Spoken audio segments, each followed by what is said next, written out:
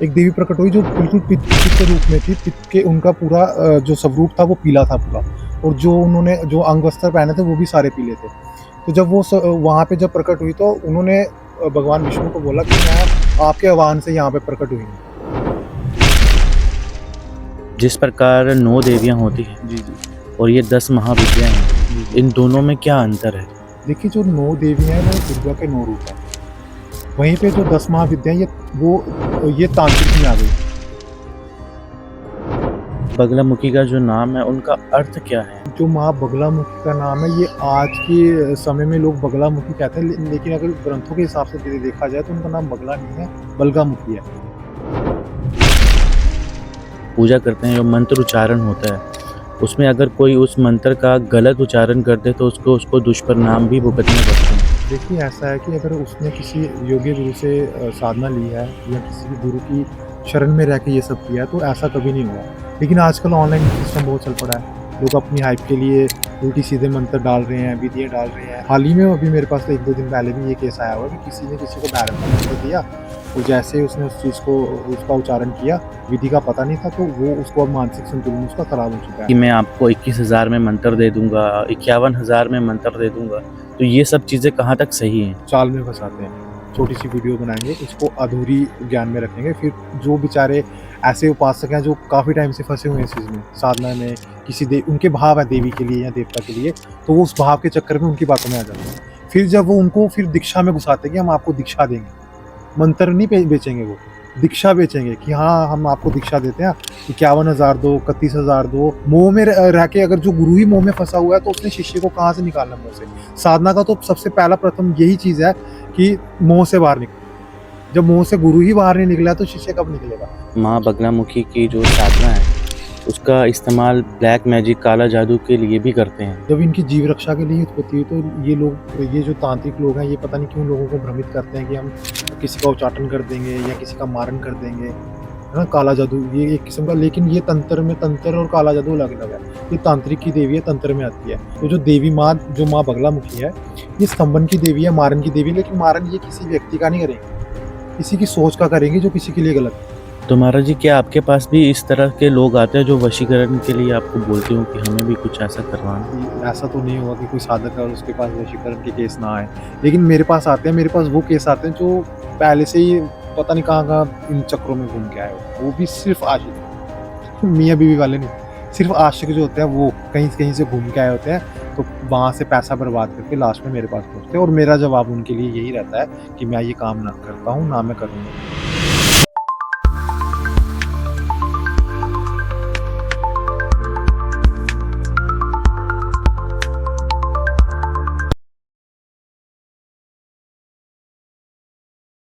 नमस्कार, आप देख रहे हैं जेके वेरीफाइड पॉडकास्ट और मैं हूं आपका होस्ट गुलचैन वर्मा। आज के हमारे इस पॉडकास्ट में हमारे मेहमान हैं श्री श्री 108 महंत श्री राहुल गिरी महाराज जी, जो कि काल भैरव धाम ट्रस्ट के अध्यक्ष भी हैं और कई बार आपने इनको हमारे पॉडकास्ट में देखा होगा। आज ये हमारे साथ हैं। हम बात करेंगे माँ बगलामुखी के बारे में, बात करेंगे उनके इतिहास के बारे में, उनकी पूजा विधि, जहाँ और भी बहुत सारे जो टॉपिक्स हैं उनके बारे में, बहुत सारी चीज़ें जो शायद आपको ना पता होंगी, वो इस पॉडकास्ट में जो है हम कवर करने वाले हैं। तो इस पॉडकास्ट को एंड तक ज़रूर देखना, मिस मत कीजिएगा। अगर आप भी हमारे पॉडकास्ट का हिस्सा बनना चाहते हैं तो आप हमें इस मेल आईडी पे और इस कॉन्टैक्ट नंबर पर कॉन्टैक्ट कर सकते हैं। तो सबसे पहले हम जानेंगे माँ बगलामुखी के इतिहास के बारे में, उनके प्रकट होने की जो कहानी है उसके बारे में जानेंगे। देखिए अगर पौराणिक कथाओं में जाना जाए तो उनके काफ़ी ऐसी जो है स्टोरीज़ हैं जो लोगों ने विख्यात की हुई हैं, लेकिन जो प्रमुख देखा जाए ऐतिहासिक जो है, वो ऐसा रहा कि जब एक समय की बात है कि दुनिया में इतना ज़्यादा अकाल पड़ गया, इतना इतना ज़बरदस्त तूफ़ान आने लगा कि भगवान विष्णु जो थे, वो पालक थे, तो उनको क्या था कि उनको वो चीज़ देख के वो परेशान हो गए, घबरा गए कि ये दुनिया में क्या चल रहा है। घबराना तो था ही उन्होंने, क्योंकि वो पालक हैं दुनिया के। तो जब वो घबरा गए तो उन्होंने क्या किया कि उन्होंने सभी देवी-देवताओं को अपने साथ अपने संग लेके सौराष्ट्र हरिद्रा सरोवर के पास जाके उन्होंने माँ बगलामुखी की मतलब वहाँ पे देवी की शक्ति की उपासना की। देवी शक्ति की उपासना की, तो जब वो उपासना उन्होंने की, वहाँ पे पूजा अर्चना की, तो वो जो सरोवर था वहाँ से एक देवी प्रकट हुई। एक देवी प्रकट हुई जो बिल्कुल पित्त पित्त रूप में थी। पित्त के उनका पूरा जो स्वरूप था वो पीला था पूरा, और जो उन्होंने जो अंग वस्त्र पहने थे वो भी सारे पीले थे।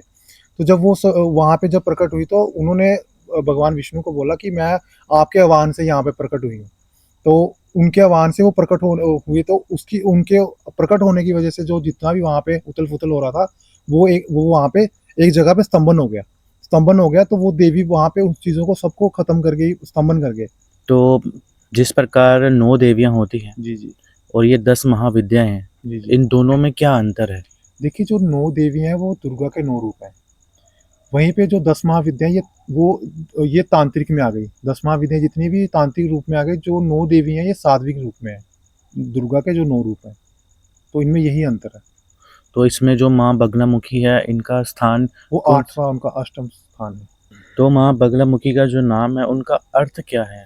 देखिए, जो माँ बगलामुखी का नाम है, ये आज के समय में लोग बगलामुखी कहते हैं, लेकिन अगर ग्रंथों के हिसाब से देखा जाए तो उनका नाम बगला नहीं है, बलगामुखी है, जिसका अर्थ हुआ लगाम, किसी चीज़ पे लगाम लगाना।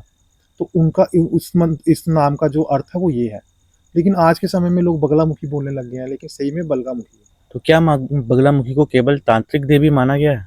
जी नहीं, इनको तांत्रिक देवी नहीं माना गया, इनके 2 स्वरूप हैं, जिनमें एक तंत्र साधक करते हैं और दूसरा जो है जो जो जो नियम जिनमें नियम देखे जाते हैं, जैसे साध्वी इनका जो हो गया, तो वो एक एक स्वरूप हुआ है, जिस एक में माँ बगलामुखी जिसको तंत्र साधना में करते हैं देवी की उपासना, और एक आ गया पीताम्बरी।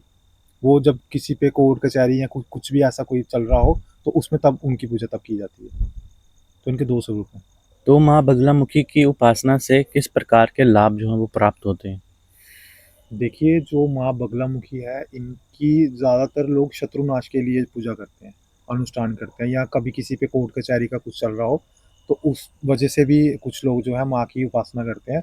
और इनकी विशेष जो चीज़ें रहती है कि ये माँ जो है ये आपको भोग रोग सब देती है। आप इनकी उपासना से आप निर्भय हो जाते हैं। कोई भी जो इनका साधक होगा, जब अगर वो इनकी पूजा कर रहा है, अर्चना कर रहा है, तो वो हर एक चीज़ से परे रहेगा। तंत्र विद्याएँ तो उस पे चलेंगी नहीं, क्योंकि ये स्तंभन की देवी है। ये इस अगर इनके साधक पे कोई भी तंत्र करता है, तो ये वहीं पे उसका स्तंभन कर देगी। इवन कि जो व्यक्ति जो उन पे कर रहा है, उसका भी स्तंभन हो जाएगा, उसकी बुद्धि का स्तंभन हो जाएगा।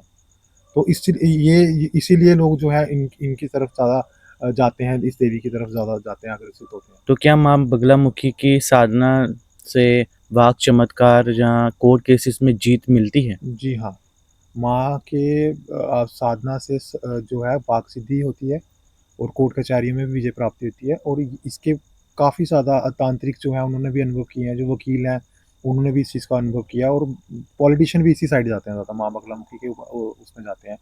तो क्योंकि इसका रिज़ल्ट बहुत अच्छा मिलता है, और बहुत जल्दी मिलता है, अगर किसी ने अच्छे से अनुष्ठान किया हो। लेकिन एक चीज़ है ना, अगर आप अनुष्ठान में थोड़ी-सी भी गलती कर दोगे ना, तो ये जो साधक होगा ना उसको भी नहीं छोड़ेगी, उसके ऊपर भी बैकफ़ायर करेगी। तो महाराज जी, जैसे मैंने सुना है कि जो लोग बगलामुखी माता की पूजा करते हैं, जो मंत्र उच्चारण होता है, उसमें अगर कोई उस मंत्र का गलत उच्चारण कर दे तो उसको उसको दुष्परिणाम भी भुगतने पड़ते हैं। देखिए, ऐसा है कि अगर उसने किसी योग्य गुरु से साधना ली है, या किसी की गुरु की शरण में रह के ये सब किया है, तो ऐसा कभी नहीं होगा। लेकिन आजकल ऑनलाइन सिस्टम बहुत चल पड़ा है। लोग अपनी हाइप के लिए उल्टी-सीधे मंत्र डाल रहे हैं, विधियाँ डाल रहे हैं, और लोग उन्हीं को देख के जो है चल रहे हैं। तो बाद में उनकी स्थिति जो है, मानसिक स्थिति खराब हो जाती है। मेरे पास काफ़ी ऐसे केस आ रहे हैं। हाल ही में अभी मेरे पास तो 1-2 दिन पहले भी ये केस आया हुआ कि किसी ने किसी को भैरव का मंत्र दिया, और जैसे ही उसने उस चीज़ को उसका उच्चारण किया, विधि का पता नहीं था, तो वो उसको अब मानसिक संतुलन उसका खराब हो चुका है। तो ये चीज़ें लोग ना ही करें। हाँ, अगर आप किसी गुरु के पास जाते हो, ये देवी बहुत अच्छी हैं। अगर आप इनकी साधना अच्छे से करोगे, अच्छे से उद्देश्य से करोगे, ये आपको कहीं का कहीं पहुँचा देंगे। ये यश कीर्ति की देवी है, यश कीर्ति लाएगी आपके पास, है ना? ये शत्रुओं का नाश कर देती है। जो अब देखो ना, समाज में हम हैं या आप हो, कैसा रहता है कि लोग आपको देख के जेलसी रखेंगे। कइयों के दिमाग में कुछ नहीं भी तंत्र-वंत्र कर पाएँगे, लेकिन दिमाग में सोच आएगी आपके लिए कि इसका नाश होना चाहिए, या इसका ऐसा होना चाहिए। काफ़ी हमारे आगे-पीछे ऐसे लोग होते हैं। लेकिन वहीं पे अगर आप इन देवी की साधना कर रहे हो, ये ऐसे लोगों की सोच का ही स्तंभन कर देंगी, मारण कर देंगी। लोग कहते हैं ना कि ये जो माँ बगलामुखी है, ये मारण की देवी है। ये मारण की देवी सोच की मारण की देवी है। ये नहीं कि किसी की व्यक्ति की मृत्यु का कारण बने, किसी की सोच को मार सकते हैं जो आपके लिए गलत है। तो ये चीज़ें नहीं करनी चाहिए। हाँ, अगर आप साधना उल्टी करते हो, या मंत्र को उल्टा पढ़ते हो, तो मैं तो इस चीज़ के खिलाफ हूँ कि ऑनलाइन मंत्र देने नहीं चाहिए। कोई भी गुरु अगर आप किसी भी गद्दी पे बैठा हुआ है, मेरी उनसे यही प्रार्थना है, अगर आपने किसी को चेला बनाना है या किसी को शिष्य बनाना है इस चीज़ के लिए, आप उनको अपने पास लाइए, उनको इस चीज़ का ज्ञान दीजिए पहले। जब उनके पास ज्ञान होगा, तो फिर जाके वो उनका फिर ये फैसला होगा कि हम इस लाइन में जाएँ या नहीं जाएँ। जब वो इस लाइन में जाना चाहेंगे, तो वो अच्छे से जाएँगे इसमें।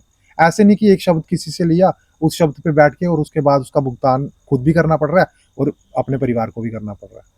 तो महाराज जी, जैसे कुछ लोग ऑनलाइन बोलते हैं कि मैं आपको 21,000 में मंत्र दे दूँगा, 51,000 में मंत्र दे दूँगा, तो ये सब चीज़ें कहाँ तक सही हैं? देखिए, कुछ लोगों का तो मुझे पता नहीं, बट मैंने कहीं बहुतों से सुना है कि कुछ तांत्रिक जो हैं, कुछ लोग जो हैं ये ऐसा करते हैं कि पहले जाल में फँसाते हैं। छोटी-सी वीडियो बनाएँगे, उसको अधूरी ज्ञान में रखेंगे, फिर जो बेचारे ऐसे उपासक हैं जो काफ़ी टाइम से फँसे हुए हैं इस चीज़ में, साधना में, किसी दे उनके भाव है देवी के लिए या देवता के लिए, तो वो उस भाव के चक्कर में उनकी बातों में आ जाते हैं। फिर जब वो उनको फिर दीक्षा में घुसाते हैं कि हम आपको दीक्षा देंगे। मंत्र नहीं बेचेंगे वो, दीक्षा बेचेंगे कि हाँ, हम आपको दीक्षा देते हैं, 51,000 दो, 31,000 दो, ये सामान लाओ तो हम आपको दीक्षा देके तंत्र की, तो आपको साधना करवाते हैं। तो कई बेचारे फँस भी जाते हैं इन चक्करों में और कई फँसते भी नहीं हैं। लेकिन अगर देखा जाए, जो गुरु है वो भाव का भूखा होना चाहिए। उसका शिष्य जो उसके पास आया, जब वो इन चीज़ों में चमकेगा, उससे पहले गुरु ही चमकेगा। गुरु की ही जो व्याख्या ज़्यादा होगी, शिष्य की नहीं होगी। कोई ना कोई यही बोलेगा कि ये उस गुरु का शिष्य है। ये आज यहाँ तक पहुँचा, इसके पीछे इसके गुरु का हाथ है। मेरे हिसाब से तो गुरु को भाव का भूखा होना चाहिए, ना कि पैसों का। मोह में रह के अगर जो गुरु ही मोह में फंसा हुआ है, तो उसने शिष्य को कहाँ से निकालना मोह से। साधना का तो सबसे पहला प्रथम यही चीज है कि मोह से बाहर निकलो। जब मोह से गुरु ही बाहर नहीं निकला, तो शिष्य कब निकलेगा। तो ये कहीं ना कहीं चीजें गलत है। तो महाराज जी, जैसे कुछ लोग हैं जी, जो माँ बगलामुखी की जो साधना है, उसका इस्तेमाल ब्लैक मैजिक, काला जादू के लिए भी करते हैं। देखिए, पहली बात तो ये है, जो माँ बगलामुखी है ये विद्या है, ये सीधी नहीं है, ये विद्या है। और दूसरा नंबर ये है कि ये धर्म रक्षा के लिए देवी है। पहली बात तो मैंने पहले ही करा कि जब धरती पे इतना उत्पात हुआ, तो माँ माँ का आह्वान करने से माँ की उत्पत्ति हुई। जब इनकी जीव रक्षा के लिए उत्पत्ति हुई, तो ये जो तांत्रिक लोग हैं, ये पता नहीं क्यों लोगों को भ्रमित करते हैं कि हम किसी का उच्चाटन कर देंगे या किसी का मारण कर देंगे, है ना? काला जादू ये एक किस्म का, लेकिन ये तंत्र और काला जादू अलग-अलग है। ये तांत्रिक की देवी है, तंत्र में आती है। तंत्र में और काले जादू में बहुत डिफरेंट है, लेकिन लोगों ने इन दोनों को मैशअप ऐसा कर दिया हो कि काला जादू और तंत्र को लोग समझ ही नहीं पा रहे कि ये एक्चुअल में है क्या चीज़ें। तो जो देवी माँ, जो माँ बगलामुखी है, ये स्तंभन की देवी है, मारन की देवी है, लेकिन मारन ये किसी व्यक्ति का नहीं करेंगी, किसी की सोच का करेंगी जो किसी के लिए गलत है। पहली बात तो ये है। और जो पहली बात तो जो शक्ति का उपासक होगा, जो शक्ति का उपासक होगा, वो ऐसा काम करेगा नहीं, ऐसा कर्म कोई करेगा नहीं जिसकी वजह से उसकी साधना में इफेक्ट आए या उसकी साधना में किसी चीज़ की रुकावट आए। तो महाराज जी, तांत्रिक लोग जो हैं, वो माँ बगलामुखी को एक तरह से वेपन की तरह यूज़ कर रहे हैं। जी। क्या ये सही है? देखिए, पहली बात तो ये है कि मैंने पहले भी ये चीज़ बोली है कि जो शक्ति का उपासक होगा, जो साधना देवी की करता होगा, वो तो किसी का नुकसान, वेपन मतलब हो गया किसी का नुकसान करना। तो वो तो नुकसान किसी का करेगा नहीं, सबसे बड़ी बात तो ये है। मेरे पास भी काफ़ी ऐसे लोग आते हैं जो किसी का मारन के लिए आते हैं या कुछ भी करने के लिए कि हमने मारन करना है, ये करना है, आपके बारे में सुना है, आप देवी के उपासक हो, भैरव के उपासक हो, आप ये चीज़ें कर सकते हो। सबसे बड़ी बात तो मैं पहले ये चीज़ किसी के दिमाग जिनके दिमाग में ये है कि जो भैरव का उपासक है या देवी का उपासक है, तो वो किसी का मारन कर सकता है, ऐसा कुछ नहीं है। देवी का या भैरव का कोई भी उपासक होगा, किसी का मारन नहीं कर सकता है, क्योंकि जो भैरव है, वो भी दंड देने वाला देवता है ना? और वो काल पे विजय प्राप्त किया उन्होंने, तो वो दंडित करने वाला देवता है। अगर दंडित उसको अपने अपने शिष्य को भी करना पड़ेगा, जो उसकी साधना कर रहा है उसको भी करना पड़ेगा, वो वहाँ पे धर्म के लिए उसको भी दंडित कर देगा। लेकिन कुछ लोग जो है भैरव के नाम से कमाई कर रहे हैं, देवियों के नाम से कमाई कर रहे हैं कि हम किसी पे देवी छोड़ देंगे या भैरव छोड़ देंगे, कि भैरव लगा देंगे किसी को, उसका मारण हो जाएगा, ऐसा कुछ नहीं होता। भैरव जो है वो ये इन्हीं लोगों की वजह से जो है, ये हमारे जो तंत्र के देवता है, भैरव है चाहे तंत्र की देवी हैं, सभी को लोगों ने एक नेगेटिव वे में, एक नेगेटिव उससे ओरे से देखते हैं कि नहीं। आज के टाइम में फिर कुछ लोग आगे सामने आ रहे हैं जो इन चीज़ों को इतना ज़्यादा प्रभावशाली कर रहे हैं कि लोग उनको सुन के इनकी तरफ आकर्षित हो रहे हैं, इनकी पूजा अर्चना कर रहे हैं। नहीं तो एक टाइम तो ऐसा था कि वो कोई इनके मंदिर में जाते हुए भी डरता था, इन तांत्रिकों की वजह से, जो ये चीज़ें कहते थे कि हम भैरव लगा देंगे, किसी का उच्चाटन कर देंगे, माँ को पीछे लगा देंगे, उसका मारण कर देंगे। देवी देवता किसी का मारण नहीं कर सकते हैं। उनमें वो धर्म पे चलने वाले हैं, अगर जो उनका साधक होगा तो वो नेचुरली सी बात है, जब वो देवी या देवते की उपासना में आएगा तो वो खुद धार्मिक हो जाएगा और वो धर्म के रास्ते पे चलेगा, ना कि वो ये ऐसे गलत काम करेगा। ये गलत कृत्य वही कर सकते हैं जो बैड एंटिटीज होती हैं, जो लोअर एंटिटीज होती हैं। ये हायर एंटिटीज, ये हायर एक पावर्स है, डिवाइन है, ये ऐसा कुछ नहीं करेंगे। इन्होंने तो अगर वध भी किया है, राक्षसों का किया है, आम इंसान का, किसी इंसान के कहने पे तो ना करेंगे ये। हमारे तो नौकर है ही नहीं है वो, हम उनकी पूजा कर रहे हैं, हम उनकी साधना कर रहे हैं, उनकी कृपा प्राप्ति के लिए, ना कि यश कीर्ति के लिए, ना किसी भी चीज के लिए नहीं, बस उनकी कृपा प्राप्ति के लिए, क्योंकि हमें उनके साथ मोह है, प्यार है, प्रेम है। उस प्रेम ने हमें ऐसी अवस्था में ले आया है कि हम उसकी साधना में पड़ गए, या उसकी साधना करके हम साधक बन गए। जब इतना कुछ करने के बाद जब इंसान के मन में ये रहेगा कि व्यापन बनाना है एक देव को प्राप्त करके या एक देवी को प्राप्त करके, वो भी चंद पैसों के लिए, चंद पैसों के लिए ही करते हैं लोग। तो चंद पैसों के लिए किसी का नुकसान करना, पहली बात तो हमारा उसके साथ कोई दुश्मनी है नहीं है, दुश्मनी जो हमारे पास है उसकी है, हमारी तो है नहीं। हम किसी के लिए अपने कर्म क्यों खराब करें? कर्म तो वापस साधक के भी आएंगे, साधक गलत करेगा उसका कर्म भी वापस आएगा। ऐसा नहीं कि उसने साधना की है, सिद्धि किया तो उसको कर्म नहीं देखेगा, उसको कर्म वापस आएगा। तो मेरे हिसाब से देखा जाए तो जो साधक होगा ना देवी का या किसी भी देव का, तो वो ऐसा कृत्य नहीं करेगा, ना तांत्रिक करेगा, क्योंकि वो भी तो कहीं ना कहीं देवी का उपासक है। उसने भी तो कहीं ना कहीं अपने भगवान से, अपने गुरु से इस चीज की वो ली है, ज्ञान लिया है। क्योंकि किसी भी चीज की उपासना हम कर रहे हैं तो पहले तो ज्ञान प्राप्ति करते हैं उसके बारे में, उसके बारे में जानते हैं, उस देव के बारे में, उस देवी के बारे में। जब हम उनके बारे में जानने ही लग जाएंगे तो हम किसी का भला कैसे करेंगे? बुरा भला ही करेंगे ना किसी का। तो ये चीजें मेरे हिसाब से तांत्रिक तो नहीं करते होंगे। कुछ ऐसे लोग होंगे जो पैसों के पीछे पागल हैं, जिनका पैसा ही भगवान है, पैसे की ही पूजा करते हैं, तो वो ये चीजें कर सकते हैं देवी देवताओं का नाम लेके। तो महाराज जी, जैसे कुछ लोग जो हैं जी वो आजकल बगलामुखी माता का अनुष्ठान भी करवाते हैं, बहुत सारे लोग करवा रहे हैं वैसे तो। जी जी जी आए दिन हम रील्स पे भी देखते रहते हैं, जैसे हम भी स्पिरिचुअल पॉडकास्ट कर रहे हैं अभी। जी जी तो जी जैसे हम इनको अपलोड करते हैं रील सेक्शन में, देखें वहाँ पे बहुत सारे लोग इनके हवन करवाते हैं, अनुष्ठान करवाते हैं।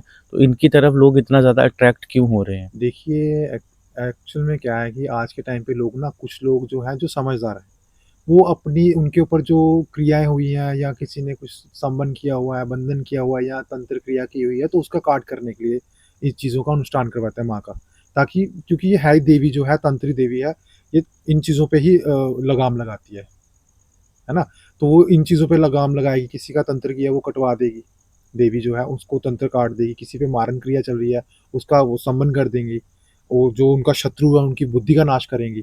उनकी बुद्धि का नाश जब होगा तो वो वापिस उस पे ऐसा कुछ कर नहीं पाएगा।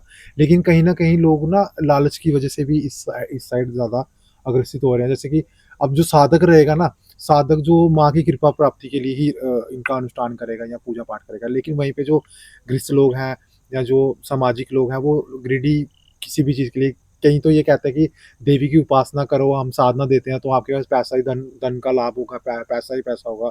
लेकिन वो उनको ये ज्ञान नहीं देते, पैसा तो उनके पास आएगा जब वो साधना देंगे, लेकिन उनको ये ज्ञान नहीं देंगे कि ये स्तंभन की देवी, अगर आप इनकी पूजा उल्टी सीधी करोगे तो आपका नाश होगा ही होगा। तो ये देखा जाए तो सजा सजा देती है, जो निर्दोष इंसान है ना, उनके साथ कोई गलत करे ना, उनको सजा देती है। निर्दोषियों का ये क्या एक सहायक बना, हम कह सकते हैं कि ये किसी निर्दोष का सहायक देवी है, उनकी सहायता करते हैं। जैसे कोर्ट कचहरियों में भी कई लोगों का जब सबसे मन हट जाता है, हर एक जगह पे जो है कईयों के साइड हर एक हो जाता है, वो बेचारा अकेला पड़ जाता है, फिर वो देवी की साइड जाता है, उनकी उपासना में जाता है। तो देवी जो है, उनके जो उन पे गलत इल्ज़ाम लग रहे हैं, जिनके में वो है ही नहीं है बेचारा, लेकिन फिर भी गलत इल्ज़ाम लग रहे हैं, तो वो देवी जो है उनका स्तंभन कर देती है, जो उस पे इल्ज़ाम लगा रहा है। तो वो वहाँ पे, जब समाज उसकी रक्षा नहीं कर रहा, वहाँ पे देवी रक्षा कर रही है उसकी। तो ये देवी न्याय की देवी है। तो ये न्याय ही किसी को दे सकती है, ना कि किसी का नुकसान करेगी। तो महाराज जी, भारत में बगलामुखी माता के जो प्रमुख मंदिर होते हैं वो कहाँ-कहाँ पे स्थित? देखिए, एक तो मध्य प्रदेश में है, माँ पीताम्बरी करके, और दूसरा नलखेड़ा में है, उज्जैन के नलखेड़ा में। तो एक हिमाचल में है, जो सभी जानते हैं, है ना? एक हिमाचल में है। तो क्या जम्मू में भी इनका कोई प्राचीन देवस्थान यहाँ है, मंदिर है यहाँ पे? देखिए, प्राचीन भी कह सकते हैं, और लेकिन ये नहीं कह सकते हैं कि शंभू है या शक्तिपीठ है, बट मंदिर जम्मू में भी बहुत है, तो 100। हमारे ये साधना है, क्या इसे घरेलू स्तर पर भी किया जा सकता है? देखिए, एक तो ये बात आ गई ना कि खुद पंगा लेने वाली। एक तो ये 10 महाविद्या में सबसे एक ऐसी शक्ति है जो बहुत तीव्र है, बहुत ऊर्जावान है, एकदम से ही ये वो आपको अपना रिजल्ट बताएगी। तो अगर आपने साधना करनी है, या तो गुरु स्थल में करें, जहाँ पे उनका आश्रम है, जो भी आपके गुरु हैं, या तो वहाँ करें जहाँ पे इन देवी की स्थापना हुई है, यहाँ पे उनका मंदिर है, जहाँ पे इनकी सुबह शाम रोज़ आरती, हवन सब कुछ होता है। अगर आप घरेलू स्तर पे करते हैं, तो ये रहेगा कि अगर आपसे कुछ भी गलती, क्योंकि नियमों का बहुत पालन होगा। अगर नियमों का पालन करना है, तो वो गृहस्थी में रह के नहीं हो पाएगा। तो जब आप घर पे रह के, गृहस्थी में रह के नियम का पालन कहीं पे भी टूटा, तो ये सिर्फ़ आपका आपका नुकसान नहीं करेगी, आपके इर्द-गिर्द जो भी रहेगा उसका भी नुकसान करेगी। और दूसरी बात ये है, जब आप किसी भी देवी या देवते की साधना करते हो, तो उसमें क्या रहता है कि आपके इर्द-गिर्द ना कुछ ऐसी एक्टिविटीज़ होती हैं, कुछ ऐसी नेगेटिव ऊर्जाएँ भी आपके आगे-पीछे आती हैं, जो चलो आपको तो नुकसान नहीं, बट आपकी फैमिली को नुकसान कर सकती हैं। तो इस चीज़ को, हाँ, आप घर पे अगर करना चाहते हो, पूजा करो देवी की, उनकी उपासना करो, भजन करो, लेकिन सीधी साधना में मत पड़ो, गृहस्थी में रह के। गृहस्थी से बाहर रह के करो, ताकि आप भी सेफ रहो, आपके घर वाले भी सेफ रहें। क्योंकि आप देवी समझ के भी किसी की अगर आराधना कर रहे हो, अगर आपसे कुछ भी गलती कर रहे हो, या कोई भी गलती आपसे हो रही है, या मंत्र उच्चारण में हो रही है, या नियमों में गलती हो रही है, तो आपको उसका दंड मिलेगा। देवी नहीं देगी, बट उनकी जो सच्चरी होंगी, या उनके जो गण होंगे, या जो भी उनके आगे पीछे जो भी चीज़ें एंटिटी होंगी, वो आपको दंडित कर देंगी। तो इससे बचो। तो महाराज जी, माँ बगलामुखी की साधना के लिए विशेष तरह की कोई तिथि या महत्वपूर्ण समय होता है, और इन दौरान जो साधक होते हैं उनको किस तरह के जो नियम हैं उनका पालन करना चाहिए? देखिए, समय तो अनिवार्य है।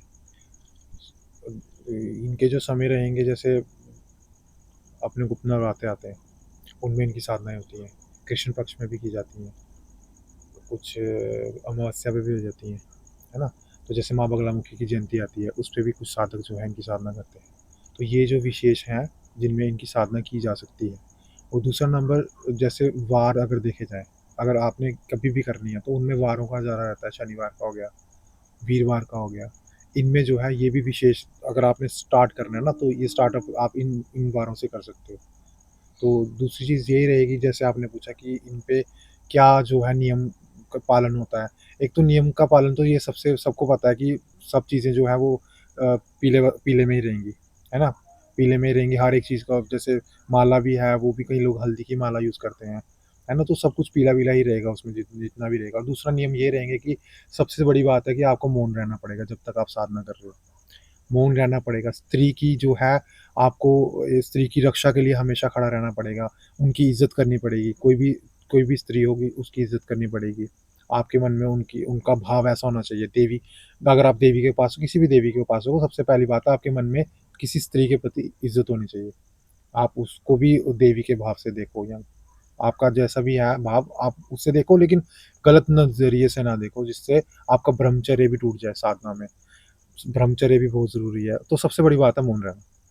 मौन रहोगे, आप देवी की उपासना कर रहे हो, कोई भी उपासना कर रहे हो, मौन रहना बड़ा ज़रूरी है। तो इन नियमों का पालन जो भी कोई करता है, तो उसको सफलता मिलती ही मिलती है।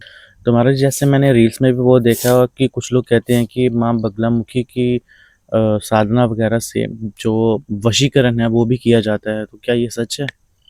देखिए, वशीकरण जो है, अगर इन देवी के हिसाब से देखा जाए, तो वशीकरण का मतलब हुआ कि अगर कोई राजा, जैसे राजा है, प्रजा में कोई गलत नहीं है, लेकिन उसको गलत किया गया है, या वो उस राजा से कुछ माँगना चाहता है, या कुछ भी है, तो वो देवी से वरदान प्राप्त करके वहाँ जब खड़ा होगा, तो उसकी जो मनोकामना होगी वो राजा पूरी कर देगा। वशीकरण जो देवी के हिसाब से देखा जाए तो। लेकिन वशीकरण को लोगों ने गलत कर लिया हुआ है। वशीकरण अगर किया भी जा सकता है, आजकल के टाइम पे क्या है कि आजकल के टाइम पे जो लड़की-लड़का है, वो भी कहीं पे भी चले जाएँगे, पूछने लग जाएँगे, हमें वशीकरण कराना है, अभी की शादी नहीं हुई है। वो हुँ। गलत है। अगर आप उस चीज़ के लिए अनुष्ठान कर रहे हो, तो गलत है। हाँ, अगर किसी की शादी हो चुकी है, उनमें आपस में मतभेद है, अनबन है, क्लेश है, उनके लिए अगर आप वशीकरण करते हो, तो उसमें क्या रहेगा कि देव-देवी आपके सहायक रहेंगे, क्योंकि वहाँ पे आप किसी का घर बसा रहे हो। लेकिन वशीकरण में अगर आप किसी के जैसे कोई लड़का आ गया कि मुझे इस लड़की से प्यार है, बट ये लड़की मान रही है, मुझे इस पे वशीकरण करना है। तो वो एक किस्म का आप क्या कर रहे हो कि उसकी आत्मा को बंधन में ला रहे हो। वशीकरण आत्मा को बंधन करना हुआ। तो उसकी जब आत्मा को, सोल को आप बंधन में ला रहे हो, सबसे बड़ा पाप आप वही कर रहे हो। तो सारी ज़िंदगी आप उस चीज़ को लेके चलते रहोगे कि आपने एक पाप किया, और उसका फल आपको किसी न किसी स्वरूप में मिलता रह जाएगा। तो वशीकरण मैं नहीं कहता हूँ गलत है। जहाँ पे वशीकरण करना चाहिए, जहाँ पे वो अनिवार्य है, आप वहाँ पे करो। लेकिन आप चंद पैसों के लिए किसी को भी लड़के को बोल दोगे कि हाँ, हम लड़की को वशीकरण कर देंगे, या लड़की के लिए किसी लड़के को वशीकरण कर देंगे, किसी की सोल बाइंडिंग करेंगे, मतलब बांधेंगे सोल को, आत्मा को बंधन करेंगे, तो उसमें पाप लगेगा, साधक को भी लगेगा और जो करवा रहा है उसको भी लगेगा। तो मेरे हिसाब से ये नहीं करना चाहिए, वशीकरण में जाना ही नहीं चाहिए। जहाँ पे लगता है कि जेन्युइन केस है, मियाँ बीवी का है या कुछ ऐसा है, तो वहाँ पे वशीकरण अनिवार्य है, किया जा सकता है। उसमें देव भी सहायक रहते हैं। लेकिन देखा जाए तो वशीकरण वैसे नहीं करना चाहिए जैसे किसी की सोल बाइंडिंग करनी। तो महाराज जी, क्या आपके पास भी इस तरह के लोग आते हैं जो वशीकरण के लिए आपको बोलते हो कि हमें भी कुछ ऐसा करवाना है? ये तो एक हताश वाली बात हो गई, हँसने वाली बात हो गई कि ऐसा तो नहीं होगा कि कोई साधक है और उसके पास वशीकरण के केस ना आए। लेकिन मेरे पास आते हैं, मेरे पास वो केस आते हैं जो पहले से ही पता नहीं कहाँ-कहाँ इन चक्रों में घूम के आए होते हैं। वो भी सिर्फ़ आशिक, मियाँ-बीवी वाले नहीं, सिर्फ़ आशिक जो होते हैं वो कहीं से घूम के आए होते हैं, तो वहाँ से पैसा बर्बाद करके लास्ट में मेरे पास पहुँचते हैं और मेरा जवाब उनके लिए यही रहता है कि मैं ये काम ना करता हूँ, ना मैं करूँगा। क्योंकि इन चीज़ों में लोगों ने बहुत अपने जो अपना व्यवसाय भी खराब किया, तांत्रिकों से विश्वास हट गया, जो अच्छे बेचारे जो कि कईयों का भला कर रहे हैं उन पे भी विश्वास हट गया कुछ चंद लोगों की वजह से। तो ये बहुत गलत है। और पहली बात तो ये, अगर आपको किसी का प्यार पाना ही है तो आप अपने अपने उस आप उसके दिल में अपने प्रति इतना प्रेम भाव लाओ कि वो खुद ही वश में हो जाए। ये मंत्रों से तंत्रों से किसी को वश में करना थोड़ी देर के लिए, उसकी बाद में पूरी ज़िंदगी, जितनी पूरी ज़िंदगी होती है ना, वो सारी की सारी व्यर्थ जाती है। जब क्योंकि वशीकरण एक टाइम पे जाके टूट जाएगा। जब वो टूटेगा, जब उसको होश आएगी कि मेरे को किसी ने सम्मोहन किया था या इस बंदे ने मेरे को वशीकरण किया, वशीभूत थी मैं, तो वो फिर बाद में वो इतना बैकफायर करेगा कि उनकी लाइफ ऐसे ना एक नरक की तरह हो जाएगी। तो मेरा जो सोच है, या मैं किसी को ये चीज़ का मैसेज देना चाहूँगा कि आप इन चीज़ों में मत पड़ो, क्योंकि टाइम वेस्ट है, पैसा वेस्ट है। जो टाइम वेस्ट, पैसा वेस्ट आप इन चीज़ों में कर रहे हो, बिज़नेस करो अच्छा-सा, बिज़नेस करो, या अपना जो टाइम आप आशिकी में वेस्ट कर रहे हो, उसको क्या करो कि कहीं पे यूटिलाइज़ करो। कुछ सीख लो, कुछ पढ़ लो, ताकि आप ऐसा एम्पायर खड़ा कर लो कि जिससे आप प्यार करते हो वो खुद ब खुद उन चीज़ों को देखे। क्योंकि एक टाइम पे जब आप आशिकी में हो ना, तब तो हर एक चीज़ संभव है कि घूमना फिरना। जब आप शादीशुदा हो जाते हो ना, फिर संसार को देखना पड़ता है। तो जब संसार की बात आती है तब आपके पास कुछ भी नहीं होता, ना पैसा, ना व्यवसाय, ना ऐसी कोई सोच जो आपने वहाँ पे क्रिएटिविटी की हो कि मैं आगे जाके फ्यूचर में ये करूँगा। तो फिर वो सारे मरते हैं, क्योंकि वो लड़की फिर वापस जाने की वो करती है कि तेरे पास है क्या है। तो फिर भी लोग आते हैं मेरे पास कि गुरुजी, महाराज जी ऐसा हो गया, मैंने शादी की, लव मैरिज की, अब मेरी जो वाइफ है, जो कुछ भी है सो कॉल्ड, वो वापस जा रही है, वो घर पे रह रही है, या मेरे पास कला कलेश की वजह आप खुद ही हो। क्योंकि जो टाइम पे आपने अपना व्यवसाय करना था या कुछ सीखना था, उस टाइम पे आपने उसके चक्करों में आगे पीछे घूम के या वशीकरण करवा करवा के उसको बेचारी को अपने वश में किया। जब उसको खिलाने की बारी आई, तो फिर वशीकरण टूटा और आपका जो व्यवसाय था वो उसको दिखा कुछ नहीं, तो वो तो बेचारी वापस जाएगी, क्योंकि पेट उसको भी लगा हुआ है। तो आप ये चीज़ों में मत पड़ो, अपना घर देखो, फैमिली देखो। अगर आपकी किस्मत में लव मैरिज होगी या किसी का प्यार पाना होगा, तो भगवान आपको उसी साइड लेके जाए। तो महाराज जी, माँ बगलामुखी के स्वरूप के बारे में बताइए। देखिए, ऐसा है कि जो माँ बगलामुखी हैं, वो मणिमंडप लोक में शवासन पे पीले वस्त्र, पीले आभूषण, गदा लिए और राक्षस की जीवा पकड़े विराजमान है। तो यही माँ का स्वरूप है जो विख्यात है, जिन जो लोगों ने देखा हुआ है। तो महाराज जी, जैसे अभी आपको यूथ भी काफ़ी ज़्यादा फॉलो करते हैं, जी। तो आप यूथ को क्या मैसेज देना चाहोगे? देखिए, यूथ को तो मैं यही मैसेज कर देना चाहूँगा कि आप भक्ति भाव से रहिए, भक्ति कीजिए, ऐसे ऊट-पटांग हरकतें ना कीजिए, साधनाएँ ना कीजिए, जैसे कि लोग आजकल कर रहे हैं, ऑनलाइन साधना उठा रहे हैं, कर रहे हैं, आप ये सब मत कीजिए, भक्ति कीजिए। जो भी आपके इष्ट हैं, उनको उनकी कृपा प्राप्ति करें, ना कि उनको सिद्ध करके उल्टी-सीधी हरकतें करें। आप किसी अच्छे गुरु के पास जाइए, उनके सानिध्य में रहिए, पूजा-पाठ कीजिए, तो मेरा यही रहेगा। और हाँ, पढ़िए, लिखिए अच्छे से, अच्छे संस्कार अपने ग्रहण कीजिए, ताकि आप जब अपने फ्यूचर में आगे बढ़ोगे, तो आपका फ्यूचर ब्राइट रहेगा। उल्टी-सीधी हरकतें ना करें। मेरा तो फ्यूचर इन यूथ के लिए यही जो है मैसेज रहेगा। तो इस पॉडकास्ट में फ़िलहाल इतना ही। इसी तरह के पॉडकास्ट देखने के लिए आप देखते रहें हमारा यूट्यूब चैनल और सब्सक्राइब कर दें हमारे चैनल को। अगर आप हमें फंड्स के थ्रू हेल्प करना चाहते हैं, तो इस क्यूआर कोड को स्कैन करके आप हमें फंड्स के थ्रू भी हेल्प कर सकते हैं। इस तरह के पॉडकास्ट देखने के लिए देखते रहिए जगबाई पॉडकास्ट। नमस्कार।